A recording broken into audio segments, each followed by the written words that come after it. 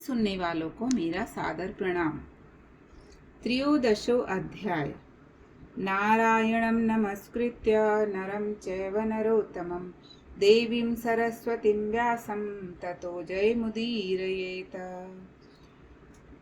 ऋषि लोग बोले, हे सूत, हे महाभाग, हे बोलने वालों में श्रेष्ठ, पुरुषोत्तम के सेवन से राजा दृढ़ धन, शोभन, राज्य, पुत्र आदि तथा पतिव्रता स्त्री को किस तरह प्राप्त किया और योगियों को भी दुर्लभ भगवान के लोकों को किस तरह प्राप्त हुआ।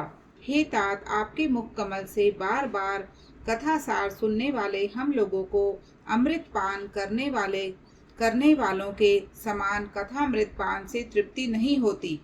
इस कारण से इस पुरातन इतिहास को विस्तार पूर्वक कहिए। हमारे भाग्य के बल से ही ब्रह्मा ने आपको दिखलाया है।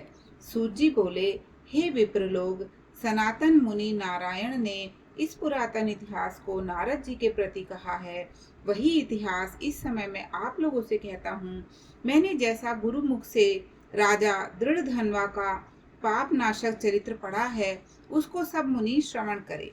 श्री नारायण बोले, हे ब्राह्मण नारद, सुनिए, मैं पवित्र करने वाली गंगा के समान राजा दृढ़धन्वा की सुंदर तथा प्राचीन कथा कहूंगा।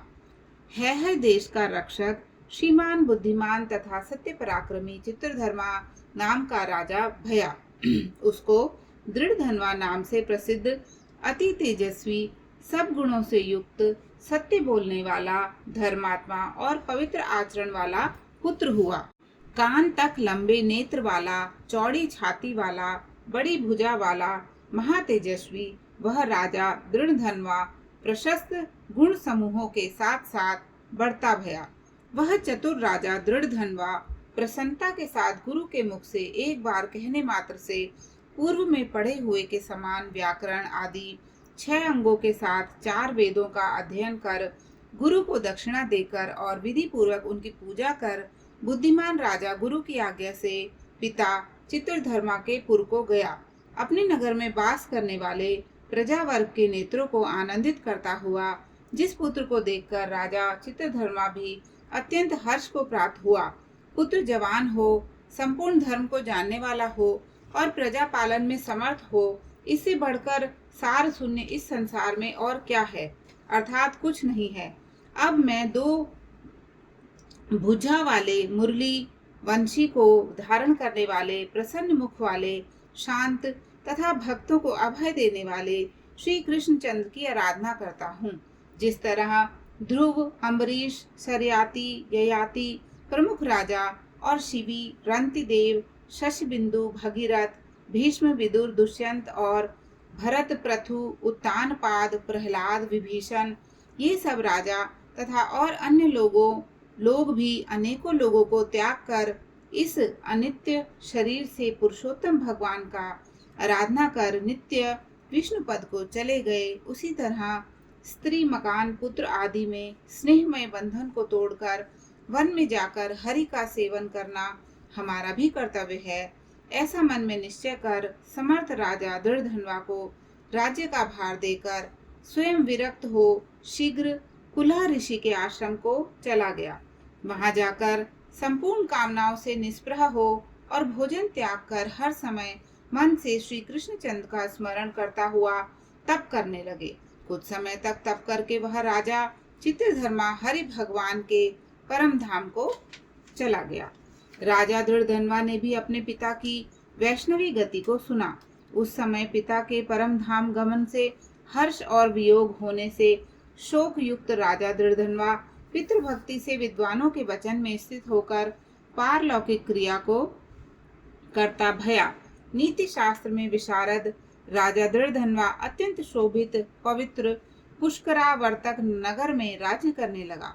अच्छे स्वभाव वाली विदर्भ राज की कन्या उसकी स्त्री गुण सुंदरी नाम की थी।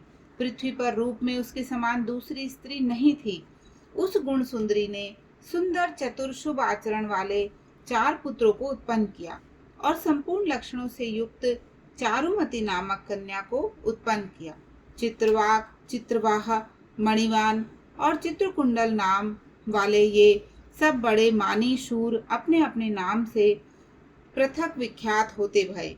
राजा दृढ़धनवा गुणों के प्रसिद्ध, शांत, दांत, दृढ़ प्रतिज्ञ, रूपवान, गुणवान, वीर, श्रीमान, स्वभाव के सुंदर, 4 वेद और व्याकरण आदि 6 अंगों को जानने वाला, वाग्मी, धनुर्विद्या में निपुण, अरिषड़क वर्ग, काम, क्रोध, मोह, लोभ, मद और मात्सर्य को जीतने वाला और शत्रु समुदाय का नाश करने वाला, क्षमा में पृथ्वी के समान, गंभीरता में समुद्र के समान, समता में पितामह के समान, प्रसन्नता में शंकर के समान, एक पत्नी व्रत को करने वाले दूसरे रामचंद्र के समान, अत्यंत उग्र पराक्रमशाली दूसरे कार्तिवीर के समान था। नारायण बोले, एक समय रात्रि में शयन किए हुए उस राजा दृढ़धनवा को चिंता हुई कि अहो, यह वैभव किस महान पुण्य के कारण हमें प्राप्त हुआ है। न तो मैंने तप किया, न तो दान दिया, न तो कहीं पर कुछ हवन ही किया। मैं इस भाग्योदय का कारण किससे पूछूं? इस प्रकार चिंता करते ही राजा दृढ़धनवा की रात्रि बीत गई। प्रातःकाल ब्रह्म मुहूर्त में उठकर विधि पूर्वक स्नान कर उदय को प्राप्त सूर्य नारायण का उपस्थान कर, भगवान की कला पूजा कर अर्थात देव मंदिरों में जाकर देवता का पूजन कर, ब्राह्मणों को दान देकर तथा नमस्कार करके घोड़े पर सवार हो गया। उसके बाद शिकार खेलने की इच्छा से शीघ्र वन को गया। वहां पर बहुत से मृग, वराह, सिंह और गवियों का शिकार किया। उसी समय राजा दृढ़धनवा के बाण से घायल होकर कोई मृग बाण सहित एक वन से दूसरे वन को चला गया। रुधिर गिरे हुए मार्ग से राजा भी मृग के पीछे गया, परंतु मृग कहीं झाड़ी में छिप गया और राजा उस वन में खोजता ही रह गया। पिपासा से व्याकुल उस राजा ने समुद्र के समान एक तालाब को देखा। वहां जल्दी से जाकर और पानी पीकर तीर पर चला आया। किनारे पर वहीं घनी छाया वाले एक विशाल वट वृक्ष को देखा। उस वृक्ष की जटा में घोड़ों को बांधकर राजा वहीं बैठ गया। उसी समय वहां पर कोई एक परम सुंदर सुग्गा राजा को मोहित करने वाली तुलना रहित मनुष्यवाणी को बोलता हुआ आया। केवल राजा को बैठ देख उसको संबोधित करता हुआ एक ही श्लोक बार बार पढ़ने लगा कि इस पृथ्वी पर विद्यमान अतुल सुख को देखकर तू तत्व का चिंतन नहीं करता तो इस संसार के पार को कैसे जाएगा। बार बार इस श्लोक को राजा दृढ़धनवा के सामने पढ़ने लगा। राजा उसके वचन को सुनकर प्रसन्न हुआ और उस पर मोहित हो गया कि इस शुक पक्षी ने दुख से न जानने योग्य सार भरे हुए नारिकेल फल के समान अगम्य एक ही श्लोक को बार बार कहा।